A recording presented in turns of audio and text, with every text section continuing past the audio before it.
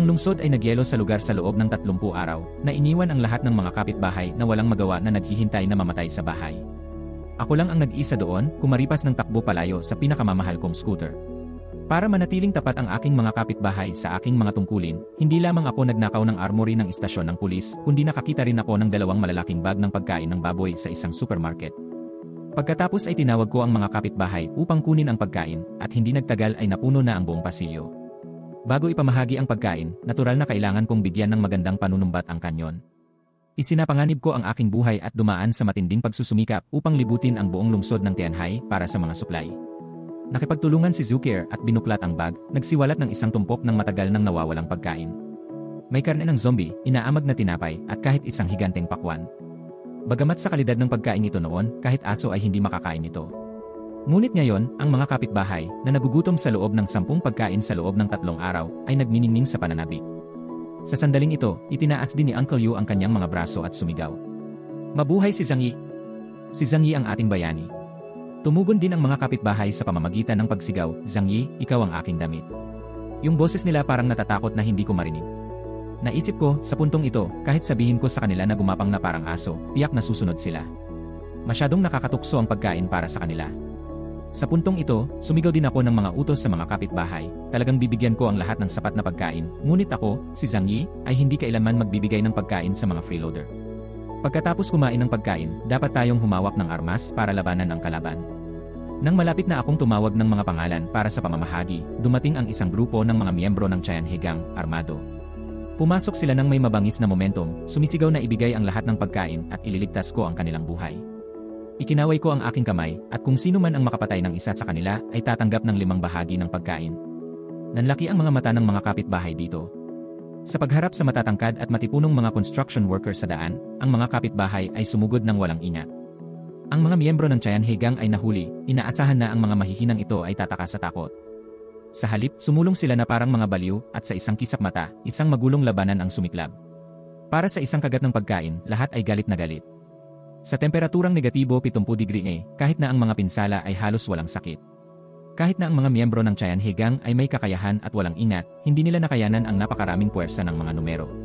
Nang makita ang kalalabasan ng desisyon, umungal si Uncle Yu at sumali sa away, pinutol ang isang lalaki sa isang suntok ng kanyang palakol. Nang makita ang kanilang mga kapatid na isa-isang bumagsak sa lupa, ang Tianjai Gang ay nataranta at tumakas ng walang pabalik-balik na sulyak. Naghiyawan ang lahat, sa wakas ay nanalo na kami. Naitaboy na namin ang mga bandido at nailigtas ang aming pagkain. Tinignan ni Zukier ang kanyang malubhang na sugatang kapitbahay na nakahandusay sa lupa. Alam niya na kung siya ay nakatanggap ng agarang medikal na atensyon, siya ay nakaligtas, ngunit iyon ay mangangailangan ng malaking halaga ng gamot at mahahalagang supply. Ang pag-aaksaya ng oras sa kanila sa ganitong sitwasyon ay isang pag-aaksaya. Napabuntong hininga na lamang siya ng walang magawa. Pagkatapos ay tinawag ko ang lahat sa lobby sa unang palapag. Napakahusay ng lahat ngayon. Nakita mo na. Hanggat tayo ay nagkakaisa, walang dapat ikatakot ang grupo ng mga ragtag ng Tianjai Gang. Pagkatapos ay kumaway ako sa 2 lalaki na pinakamahirap na nag-away. Maganda ang ginawa mo ngayon. Keep up the spirit, and I'll make sure you are well fed and clothed. Habang nagsasalita ako, napuno ko na ang mga braso nila. Napaluha sila sa pasasalamat. From now on, we're your half-brothers. Kuya, we will sacrifice his life for you. Puno ng pasasalamat ang kanilang mga mata. Ang ibang mga kapitbahay ay naiinggit, ngunit lihim ding nagsisi na hindi ibinigay ang kanilang lahat. Kung hindi, ang lahat ng ito ay magiging kanila. Napangiti ako ng may alam dito. Tila nakamit ko ang aking layunin. Sa pagkakaroon ng pagpapalaki ng mga aso dati, alam ko ang katotohanan, ang pinakamahusay na paraan upang masunod ka ng isang aso ay panatilihin itong hindi gutom o labis na pakainin. Tila, ang parehong ay totoo para sa mga kanyon kumpay. Nang matanggap ng lahat ang kanilang bahagi ng pagkain, ang mayayamang pangalawang henerasyong Siksuhao ay lumabas sa karamihan. Hindi ko pa nga nakukuha yung share ko sabi ko sabay tingin sa kanya na parang basura. Kaswal kong hinugot ang isang piraso ng candy sa bag ko at sinipa sa mukha niya. Eto na ang pagkain mo. Lumuhod Siksuhao at hinawakan ang candy, nakaramdam siya ng matinding kahihiyan. Niloloko mo ako, di ba? Hindi mo man lang ito ibibigay sa isang pulubi. Ninisyan ko. Huwag mong isipin na hindi ko nakita. Kanina lang, habang nag-aaway ang iba, nag-escape ka lang sa background. Sinusubukan mo pa ring samantalahin ang sitwasyon. Ang pagbibigay sa iyo ng isang piraso ng candy ay tanda ng kabaitan. Ginawa namin ang aming makakaya. Ang iba pang mga kapitbahay noong una ay nadama na ang kanilang bahagi ng pagkain ay maliit. Ngunit nang makita nilang siksuhaw ay mayroon lamang isang piraso ng candy, nakaramdam sila ng kagaanan. Nagmamadaling nakipagtalo siksuhaw, sa tingin mo ba ayaw kong mauna? Iyon ay dahil pinalibutan na sila ng mga kapitbahay at wala akong pagkakataong lumaban. So ano sa akin? Ngayon lang kita nakitang sumisigaw at gumagala sa likod. Agad na nagalit siksuhaw. That's totally unfair. Malinaw na pinupuntirya mo ako. Haha, nagkakamali ka ba? May karapatan ka bang kausapin ako tungkol sa pagiging patas ngayon? Kahit tinatarget kita, ano gusto mo? Mukha ba akong reasonable? Sa apokalipse, sinusubukan mo pa ring mga tuwiran sa akin. Ikaw ba ay walang muwang? Iminuwestra ko ang dalawang kabataang lalaki at naunawaan nila ang aking intensyon, pinadapa siksuhaw sa lupa. Ako ang gumagawa ng mga patakaran at wala kang pagpipilian kundi sumunod. Pagkatapos ay nagpaputok ako ng 2 round cake suhaw na nagpaiyak sa kanya sa takot. Pagkatapos ay nagbanta ako, kung nakita mo akong mapagmataas at hindi makatwiran, hindi kita pipigilan. Ibaba mo ang iyong pagkain at lumayo sa aking paningin ng may dignidad. Nagkatinginan ang mga kapitbahay na nagtataka.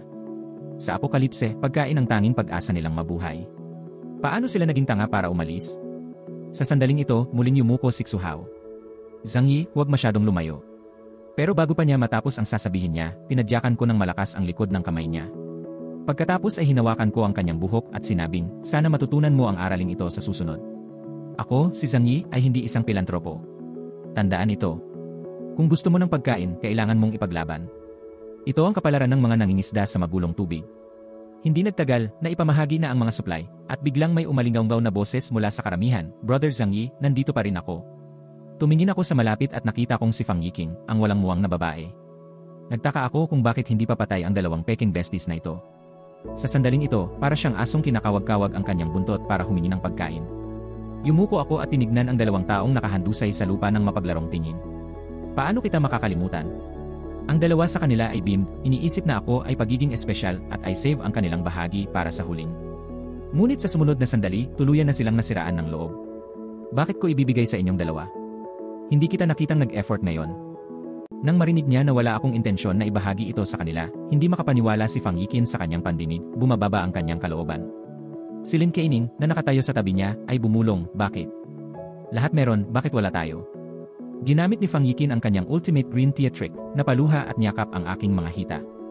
Hindi ba sinabi ng kapatid ko noon na wala siyang papakasalan maliban kay King? Napaskwat ako at agad siyang binigyan ng isang malakas na sampal. Hindi ba? Nakalimutan ko. Matanda na tayong lahat. Hindi mo naman sineseryoso ang kaswal kong sinabi, di ba? Nasabi ko na ito sa maraming babae at mayon. At ano ang tungkol sa mga kasintahan? Ano ang maihahambing mo sa aking care? Habang nagsasalita siya, kusa niyang hinila si Zhouker sa kanyang mga bisig. Agad na nasira ang mga depensa ni Fang Yiking. Ang pagkakaiba niya at ni Zhouker ay parang langit at lupa. Ang isa ay 985 graduate, isang attending physician sa isang tertiary hospital na may hindi nagkakamali na figura, kagandahan, ugali at talento. Ang isa naman ay isang small-time na empleyado, nakadamit ng bonggang-bongga sa buong araw, at isang murang gold digger na madalas pumupunta sa mga nightclub. Parang diwata at pulubi ang 2. Alam ni Fang Yiking na siya ay ganap na natalo. Akala talaga ng isang puta ay isa siyang diwata.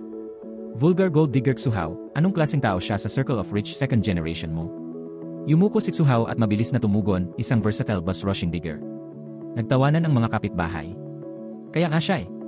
Akala ko noon Diyosa siya. Sa ilang sandali, binalot ng pangungutya at pang-aabuso si Fang Yiking. Biglang sumigaw si Fang Yiking at tumakbo palabas ng hall na parang baliw. Kasabay nito, kinuha ko ang isang bag ng inaamag na cookies at iniabot ito kay Xuhao. Napakagaling mong sumagot. Ito na ang reward mo. Ang mga mata ni Xuhao ay napuno ng lubos na kaligayahan. Nang mabawi ang nawala sa kanya, agad niyang napagtanto na nagkamali siya. Itinuro sa akin ni Brother Zhang ang isang leksyon, dapat akong maging masunurin mula ngayon. Tapos na ang munting interlude na ito. Ang pinakakagyat na gawain ay ang pag-secure ng gusali. Pagkatapos ng lahat, maaaring bumalik ang Tian hanggang anumang oras. Maliban sa mga bata, may natitira pang 47 tao sa gusali, sina Uncle Yu at Zhuker, kasama si Naxi Liting at Uncle Yu. Ang natitirang 43 ay hinati sa 6 na grupo, bawat isa ay nagpapalitan sa tungkulin. Kung may mangyari man, agad nilang kakatok sa metal escalator para alerto ang lahat. Nagkaroon din ng permanenteng alituntunin ng pagbibigay ng pabuya sa 5 tao ng pagkain para sa bawat kaaway na napatay. Siyempre, ang mga nakaduty ay binibigyan ng mga pangunahing rasyon, ngunit maaari lamang nilang kainin ang natitira sa iba. Pagkatapos ay ibinigay ko ang dibisyon ng mga grupo kay Uncle Yu at nagmamadaling umuwi, naghahanap ng mga tagubilin kung paano gumamit ng baril. Isang buwan sa nagyelo na pahayag, ang mga server ng network ng ilang malalaking kumpanya ay gumagana pa rin. Ang sangkatauhan ay hindi sumuko sa post-apocalyptic reconstruction, nagsusumikap pa rin na mapanatili ang ilang spark ng sibilisasyon. Sa kabutihang palad, ako ay dating miyembro ng isang shooting club, kaya pamilyar ako sa mga pangunahing kaalaman. Sa puntong ito, nagtanong din si Zukier tungkol sa sitwasyon sa labas. Ang niebe ngayon ay sumasakop ng higit sa 10 metro, ganap na nakabaon sa mga mababang gusali. Kahit na huminto ang makapal na snow ngayon, aabuti ng hindi bababa sa ilang buwan bago ito tuluyang matunaw. Malapit na ang taglamig. Lalala lamang ang sitwasyon, ngunit hindi iyon ang pinakamahalagang bagay. Pagkatapos ng lahat, ang pinakanakakatakot na bagay sa apokalipse ay hindi ang kapaligiran, ngunit ang kalikasan ng tao. Habang nagsasalita ako, nakuha ko ang mga baril na nakolekta ko ngayon mula sa alien dimension. Siyempre, paborito ko itong sniper rifle. Pagkatapos ng lahat, ang mga baril ay hilig ng bawat tao, at ang isang ito, sa partikular, ay hindi mapaglabanan. Agad akong pumunta sa balcony at sumilip sa malayo sa pamamagitan ng scope.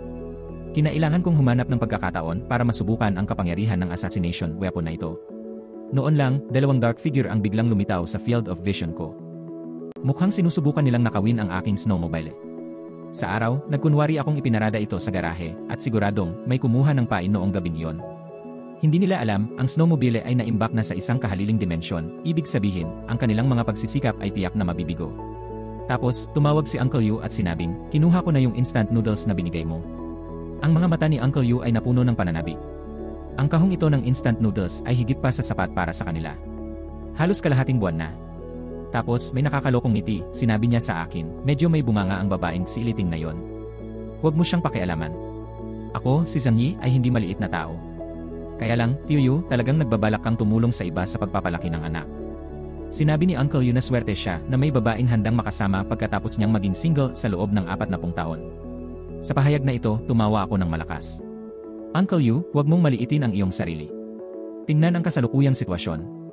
Walang kwenta ang mga magagandang lalaki na marunong mag-rap at kumanta at sumayaw, habang ang mga lalaking tulad mo na sanay sa martial arts ay in demand. Hindi ka labisan na sabihin na kahit isang babaeng celebrity ay lubos na komportable sa'yo. Sa puntong ito, iniba ko ang usapan. Sister Xie is really quite good. You can have your own children in the future. Alam ko. Kahit na ito ay isang pagtatangka na maghasik ng hindi pagkakasundo, kailangan itong gawin sa katamtaman. May ilang ideya na ang nasa isip ni Uncle Yu, ngunit ang babaeng nauna sa kanya, kahit buntis, ay may proporsyon at bilugang. Isang matandang bachelor na tulad ni Uncle, hindi mo nakayanan ang ganoong pagsubok. Habang nag-uusap kami ni Uncle Yu, lumapit na si Zukier. Nagtama ang mga mata namin ng 3 segundo at nagkaintindihan kami. Noon lang, muling lumitaw ang Tianhe Gang sa lobby sa unang palapag. Ang ilan sa mga miyembro ng Tianhe Gang ay sabik sa paghihiganti, at ang pang-akit ng mga supply ay napakalaki. Nang makita ito, ang kapitbahay na nakaduty ay mabilis na hinampas ang handrail upang alertuhan ang lahat, pagkatapos ay kumuha ng laryo at ibinato sa kanila. Dahil mismo sa aloko ng 5 tao na bounty ng pagkain na kahit ang mabigat na Tianhe Gang ay nakaharap na ngayon sa lahat ng mga kapitbahay. Sa kanilang mga mata, ito ay tila isang malaking piraso ng matabang karne, at sila ay sumigaw sa gusali na ang lahat ay dapat na lumabas upang salubungin ang kalaban. Ito ay tunay na pagkain. Ang labanan ay tumagal lamang ng ilang minuto, at ang lahat ng mga kapitbahay ay hindi nagligtas sa pagsisikap na pumatay. Di nagtagal, 3 tao mula sa Tianhe Gang ang nahulog sa lupa. Nang makitang hindi maganda ang sitwasyon, ang natitirang ilan ay tumakas sa gulat. Malinaw kong nakita ang buong proseso sa surveillance camera, at pagkatapos ay pumunta ako sa balkonahe at tiningnan ang mga tumatakas na miyembro ng Tianhe Gang. Iniisip na kung maglabas ako ng sniper, dapat ko silang patayin isa-isa. Agad kong inilabas ang aking sniper rifle mula sa kabilang dimensyon. Isa itong police issue sniper rifle. Nag-aalala ako tungkol sa paghahanap ng lugar para sanayin ang aking mga kasanayan, ngunit sa hindi inaasahang pagkakataon, ang putok na kaswal kong pinaputok ay tumama sa target ng may tiyak na katumpakan. Para sa ilang kadahilanan, sa sandaling hinila ko ang gatilyo, isang kakaibang pakiramdam ang bumalot sa akin. Mabilis akong nag-reload at muling nagpuntirya. Bang! Isa pang tumpak na hit. Sa pagkakataong ito, napagtanto ko na hindi ito isang pagkakataon, ngunit isang uri ng likas na talento, isang espesyal na kakayahan upang maging eksakto. Tila ang aking nagising na kakayahan ay hindi limitado sa ibang dimensyon. Dati, sa malapitang labanan na may mga pistola at crossbows, hindi ko napansin ang kakayahang ito, ngunit ngayon sa sniper rifle. Ang rifle ay partikular na kapansin-pansin. Tila ako ay isang natural na marksman. Sa pag-isip nito, mabilis akong nag-reload at nagpaputok ng tuloy-tuloy. 7 sunod-sunod na putok, 7 bata ang nahulog sa lupa. Natuwa ang mood ko. Sa kakayahang ito, maaari akong manatili sa bahay at maging isang nangungunang manlalaro. Nagulat din ang mga kapitbahay sa ibaba ng putok ng baril. Sa pagtingin sa 7 miyembro ng Tianhegang na nakahiga sa isang pool ng dugo, lahat ay natigilan at natakot. Hindi ko akalain na si Zhang Yi ay isang sharpshooter. Mukhang kailangan kong mag-ingat sa aking kinabukasan. Nakaraos ako ng ganito katagal. Iyon lang, salamat kay Brother Zhang Yi. Kinaumagahan, hiniling ko kay Zukier na gawan ako ng pansit. Ngayon hindi ko na kailangang mag-alala na saktan ako ni Zukier. Kung tutuusin, halos araw-araw ko siyang kinukulit. Inaalis nito ang posibilidad ng pagdodroga sa akin ni Zukier. Nagtanong si Zukier, napaputok mo ba ang putok ng baril mula sa balkonahe kagabi? Maangas na sagot ko na para bang pinapakita ang pagkahuli ko. 7 putok kagabi, 7 miyembro ng Tianhegang ang napatay. Puno ng paghanga ang mukha ni Zukier. Hindi ka ba curious kung bakit ako gumagamit ng sniper rifle? Ngunit umiling si Zukier. I don't care. Now, kahit sino ka man, I'm committed to you. Ibinaba ko ang aking mangkok. Talagang matalino ka, hindi tulad ng ilang tao na patuloy na nagtatanong at nakakainis sa iba. Pero hindi ko maiwasang magtaka. Iniisip ko kung si Zukier ay tunay na walang muwang o sadyang napakatalino.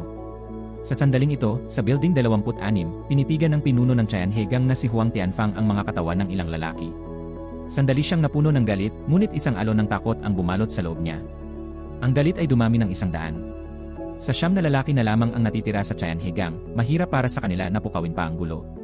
Mataimtim ang ekspresyon ni Huang Tianfang habang nakatingin sa mga dati niyang kasama. Matagal siyang natahimik, pagkatapos ay sinabi sa malalim na boses, imposibleng agawin ang Building 25 ng pagkain nito ngayon. Idrag natin ang mga katawan pabalik ngayong gabi. Ang Tianhegang na natalo, sa wakas ay nakita ang liwanag ng araw. Si Zhang Yi ay may baril at ang kanyang bahay ay hindi masisira. Ngayon kasama ang isang grupo ng mga desperadong kapitbahay na nagsisilbing kumpay ng kanyon, wala akong pagkakataon. Pagkatapos ay inutusan niya ang kanyang mga tauhan na humanap ng pagkakataong kalagkarin ang mga katawan ng kanyang mga kapatid pabalik. Nagkatinginan ang bawat isa na may pagkataranta, natural na alam nila kung ano ang kanilang gagawin. Samantala, nagpa siya akong lumabas ulit.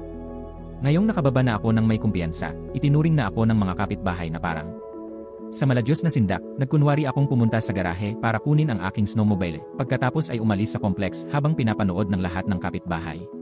Si Wang Qiang, ang pinuno ng kanglanggang sa Building 21, ay nataranta. Nagpadala siya ng mga tao upang maghanap sa garahe buong gabi para sa snowmobile, ngunit hindi nila ito mahanap. Saan niya ito ipinarada? Ngunit anuman ang mangyari, kailangan nating makuha ang bike na ito. Sa bagay na ito, lalong lalakas ang ating kanglanggang nang wala sa oras. Tumango rin ang second in command na si Xiaolu. Ang magulong mundong ito ay nagbibigay ng pagkakataon para sa ating mga kapatid, ngunit ang pinakaapurahang gawain ay kumuha ng ilang pakete ng huazi. Pagtingin sa direksyon na tinatahak ng motorsiklo, namumula ang mga mata ni Wang Qiang. Sa puntong ito, pumunta muna ako sa ilang kalapit na supermarket, ngunit pareho ang resulta. Karamihan sa maliliit na supermarket ay mababa ang sahig at matagal nang nakabaon sa niebe. Tila ang tanging pagpipilian ay pumunta sa malalaking independenteng supermarket. Sa sandaling ito, bigla kong naisip ang lugar ng bodega sa timog ng lungsod kung saan ako nagtatrabaho. Bagamat ang Walmart warehouse ay inalis ko sa laman, naglalaman pa rin ito ng mga kalakal mula sa ilang iba pang kumpanya. Makalipas ang 2.5 oras, nakarating na ako sa lugar ng bodega. Buti na lang at nakita ko pa ang bubong ng warehouse building. Nang makita ko ito, hindi ko maiwasang matuwa. Ang lugar na ito ay nag-imbak ng mga supply mula sa libu-libong kumpanya, malaki at maliit, sa buong Tianhai City. Kung kaya nating kunin ang lahat ng ito, madali nating mapakain ang 10,000 libong tao, hindi banggitin ang kumpay ng kanyon. Ngunit nang basagin ko ang bubong ng warehouse ng Artmart, wala nang laman ang malawak na bodega. Tila nadala na ang mga gamit noon pa man. Hinanap ko ang daan-daang mga pabrika bago ako makahanap ng isa. Isang bodega ng sasakyan. Hindi lamang mayroong iba't ibang mga sasakyang pangkonstruksyon, ngunit hindi mabilang na mga mamahaling sasakyan ang nakapark, lahat ay nakaimbak sa isang espasyo bilang isang koleksyon. Ngayong marami na akong sasakyan, natural na naiisip ko ang gasolina. Sa orihinal, ang gasolina at diesel na nakaimbak ay sapat para sa pang-araw-araw na pagbuo ng kuryente, ngunit dahil sa kasalukuyang sitwasyon, ang mga snowmobile ay walang alinlangan na madalas na gagamitin. Iyon ay maglalagay ng supply sa kakulangan. Sa pag-isip nito, mabilis akong nagmaneho papunta sa pinakamalaking gasolinahan sa lungsod. Pero pagdating ko, natigilan ako. Ang mga gasolinahan ay bihirang matataas na gusali. Nakabaon na ito sa lalim ng mahigit 10 metro. Kung ganoon ang kaso, hindi ba mawawala ang gasolina sa loob ng 100 taon? Noon lang, may naisip akong ideya. Hindi ba't ilang excavator lang ang nakolekta ko sa bodega? Kinuha ko lang ang mga ito para sa koleksyon, ngunit hindi ko inaasahan na magagamit sila ng ganoon kaaga. Ang lungsod ay natatakpan ng nyebe sa loob ng isang buwan, at ang nyebe ay nakatambak hanggang sa mahigit 10 metro. Maraming mabababang gusali ang ganap na nalibing, na iniwan ang lahat na walang magawa sa bahay, naghihintay ng kamatayan. Gayunpaman, kaya ko pa ring sumakay sa pinakamamahal kong scooter sa snow. Gayunpaman, ang ganitong madalas na paggamit ay nangangailangan ng sapat na supply ng gas, at ang gas sa sarili kong dimensyon ay hindi magtatagal ng mas matagal. Sa pag-isip nito, agad akong nagmaneho papunta sa pinakamalaking gasolinahan sa lungsod, ngunit ang tanawin doon ay nakahinga ako ng maluwag. Ang dating napakalaking istasyon ay nabaon na sa ilalim ng drift ng snow. Nakahiga ako ng walang pag-asa sa nyebe, at ang akumulasyon ay patuloy na lumapot. Ito lang ba ang kailangan kong gawin mula ngayon? Lumapit ako para maramdaman ang pagbagsak ng snow. Ang kapangyarihan ng tao ay sa huli ay masyadong limitado, nang walang malakihang makinarya. Halos wala akong magawa. Biglang may naisip akong ideya, hindi ba nakolekta lang ako ng ilang sasakyang pangkonstruksyon? Hindi pa masyadong nakatambak ang snow, kaya hindi pa ito nakakabuo ng matigas na layer ng yelo. Kaya ko lang maghukay gamit ang excavator. Hindi ito dapat maging problema. Sa pag-isip na ito, agad kong kinuha ang excavator mula sa kabilang dimensyon ko. Dahil dati kong pinaandar ang mga crane, forklift, at mga truck sa bodega, mabilis kong pinagkadalubhasaan ang excavator. Bagamat hindi ko sasabihin na ang aking mga kasanayan ay katangi-tangi, wala akong problema sa mga pangunahing kaalaman. Naghukay ako at naghukay sa makapal na nyebe, at sa loob lamang ng 2.5 oras, nakahukay na ako ng 2.5 metrong lapad na hukay. Sa wakas, nakahanap ako ng pinto at bintana, pagkatapos ay ibinalik ang excavator sa kahaliling dimensyon at pumasok sa bintana. Ang unang prioridad ay ang paghahanap ng oil depot. Ang mga depot ng langis ay karaniwang nasa ilalim ng lupa. Pagbaba ko sa hagdan, agad akong nakahanap ng entrance at binuksan yon. 4 na malalaking tangke ng langis ang nakita, 3 gasolina at 1 diesel. Binuwag ko ang pipeline, tinakpan ito ng mahigpit, at pagkatapos ay inimbak ang lahat ng 4 na tangke sa isang dimensyon. Sa sandaling iyon, isang ideya ang sumagi sa akin. Kung maaari kong gamitin ang excavator upang hukayin ang gasolinahan, maaari ko ring maghukay ng iba pang mga lugar na nalibing. Hindi ba yan ang lahat ng mga supply sa Tianjin City sa aking kamay? Sa pag-isip nito, hindi ko maiwasang matuwa. Sa Zhejiang na lang ako mananatili ngayong gabi. Bukas pupuntahan ko ang defense camp na binanggit ni Uncle Yu. Dapat mayroong maraming mga armas doon, marahil kahit na mga tangke. Samantala, tinawag si Zukier upang makita ang anak ni Xiliting. Nanatili ang lagnat ng bata, at nahirapan din si Zukier. Bagamat naiwan ni Zhang Yi ang ilang pagkain sa paglalakbay na ito, ininom din niya ang lahat ng pang-emergency na gamot. Sa sandaling ito, itinulak ni Uncle Yu ang pinto at pumasok, na may dalang gamot na pampababa ng lagnat. Tinapik niya ang balikat ni Xiliting at mahinahong sinabi, "Huwag kang mag-alala, tiyak na magbabalik si Brother Zhang Yi ng mas maraming supply sa pagkakataong ito. Magiging maayos ang lahat." Sa wakas ay bumuti na ang kalagayan ng bata, at taos-pusong paalam sa kanya ng ina. Tahimik na sinabi ni Zukier na ang gamot ni Uncle Yu ay ibinigay ni Zhang Yi, at si Zhang Yi ang dapat niyang pasalamatan. Akmang talikod na siya para bumaba ng hagdanan, bigla siyang nakaramdam ng lamig mula sa likuran. Isang gusot na babae ang biglang lumabas mula sa likod ng pinto at sinaksak ang ina sa liig, sumisigaw, "Hindi nakaligtas ang mahal kong apo, kaya dapat mamatay din kayong lahat na may mga anak." Sa kanyang naghihinalong hininga, ibinigay ng ina ang bata kay Zukier at nakiusap kay Ihaizu na kunin ang kanyang anak at tumakbo. Natigilan din si Zukier sa eksena at sinubukang kumalma. "Tita Lin, ginagamot ko si Lin Xiaohu noon. Namatay ang apo ko, bakit mabubuhay pa ang anak mo?" Nang makita ito, tumalikod si Zukier at tumakbo, niyakap ang bata. Ngunit napakaliksi ni Tita Lin kaya napahawak siya sa bukong-bukong ni Zukier sa isang iglap. Tinitigan ng masama ni Tita Lin si Zukier, "Hindi mo na iligtas ang apo ko, kaya karapat-dapat ka ring mamatay." Sasaksakin na sana niya ang bata at si Zukier hanggang mamatay. Sa takdang oras, dumating si Uncle Yu, hinarangan ang suntok at ibinagsak si Tita Lin sa lupa. Sa kabutihang palad, kapwa hindi nasaktan ang bata at si Zukier. Si Uncle Yu, na natakot din, ay nangako kay Zhang Yi na panatilihing ligtas si Zukier habang siya ay wala. Sa kabutihang palad, nakatakas siya ng hindi nasaktan. Si Tita Lin, na nakahiga sa lupa, ay humagulgol sa matinding paghihirap, "Karapat-dapat kayong mamatay. Kayo, Zhang Yi, at lahat ng mga kapitbahay ay nararapat na mamatay. May utang kayong buhay sa aking apo." Mula nang napilayan ng sipa ang apo ni Tita Lin, lumalala na ang kanyang pag-isip. Nang maglaon, upang iligtas ang kanyang sariling buhay, kinuha niya ang kanyang minamahal na apo sa kanyang bibig, sa huli ay nahulog sa isang estado ng kabaliwan. Si Uncle Yu, nang makita ito, ay agad na nagmura, "Ikaw na matandang mangkukulam, nangahas ka." Ngunit si Chen Zhenghao at ang kanyang gang ang pumatay sa apo mo. Nang maglaon, kumilos ang mga kapatid ni Zhang Yi upang alisin si Chen Zhenghao. Kung hindi dahil sa kanya, ang buong gusali namin ay nalipol na ni Chen Zhenghao. Pinaghiganti ka niya at iginaganti mo ang kabaitan ng walang pasasalamat. Sa puntong ito, nagsalita din si Zukier, "How dare you blame Zhang Yi? Si Zhang Yi ang naghatid sa iyo ng gamot noon. Nakiusap ako sa kanya sa ngalan mo, at sa wakas ay pumayag siyang bigyan ng gamot ang apo mo. Pero pagka-deliver ng gamot, pinatay mo na siya. Sinabi mo pa na may pag-asa pa na mailigtas si Lin Xiaohu. Ang maliit na kasinungalingan ni Zukier ay parang bolt mula sa asul na nag-iwan kay Tialin na nakaramdam ng hindi kapanipaniwalang pagkakasala. Pakiramdam niya ay talagang pinatay niya ang kanyang apo, isang tunay na nakakasakit ng damdamin na gawa. Napuno ng panunuya ang mga kapitbahay na nanonood sa gilid. Ang pangungutya ng isang taong sasaktan ang kanilang mga mahal sa buhay, wala silang moral na kompas. Sayang ang hangin nitong matandang bruhang ito. Sa paghusga sa kanyang kalagayan, malamang na mamatay siya sa malaon na panahon. Napakataba niya sa kanya. Bakit hindi namin siya tulungang dalawa? Kinabukasan, nagising ako sa aking tolda at nagpalipas ng gabi sa labas. Oras na para tumungo sa defense camp na binanggit ng tiyuhin. Mayroong isang buong arsenal doon. Batay sa paglalarawan ni Uncle Yu, nagmaneho ako ng 80 kilometro patungo sa West City Military Camp at agad na kinuha ang excavator mula sa aking alien dimension.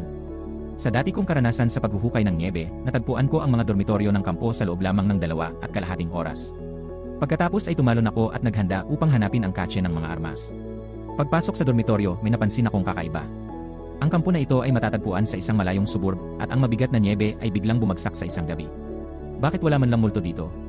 Walang laman ang dormitoryo, maging ang mga kumot ay nakatiklop na parang tofu. Wala ni isang sundalo ang na-freeze hanggang mamatay.